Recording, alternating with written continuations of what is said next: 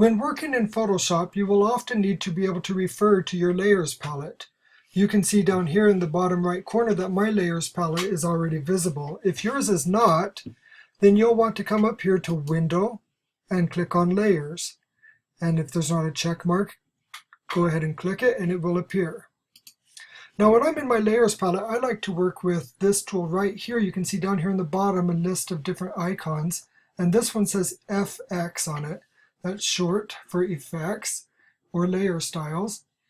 We'll go ahead and click on it, and you can see that there's several different options. I can add a drop shadow to my layers or a stroke. I can add bevel and embossment, which is basically adding a little bit of dimension to different items. So let's go ahead and play with this for a minute. I'm going to go ahead and click on drop shadow, and I have my text layer selected already. You can see here it's the slow and steady wins the race, and it's selected. So we'll click on drop shadow, and immediately you can see that a shadow has shown up behind my black text. You can see that there's multiple settings that I can adjust in here. I can increase the opacity or decrease it, making it dark or light. And also I can select the distance. Notice how as I move this slider over to the right, the shadow moves quite a bit away and clear off and even out.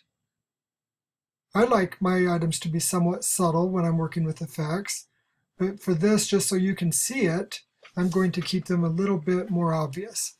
You can see that I can play with the spread and the size and even the angle. I choose to use global light so that things are consistent. Now another thing that I could do is I could then come over here and click on any of these and add some additional effects. I don't recommend putting a stroke on text all of the time, but in this case I'm going to add a red stroke just so you can see what I'm doing. I have increased the size to 3 pixels and I've positioned the stroke to the outside of my text, and my opacity is set at 100% and my color is red. I can double click on that and I can come in here and change my colors if I desire. I'm going to keep it red for this. And now I'm going to click OK. Now the thing is, I might have other items on this page or other layers that I want to be able to duplicate those effects, and I want them to be exactly the same, and it can be a bit of a pain to go in and manually select everything and remember the exact numbers.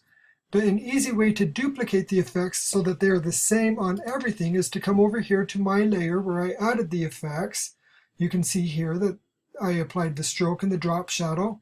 I'm just going to do a right click, and I'm going to come down here to copy layer style.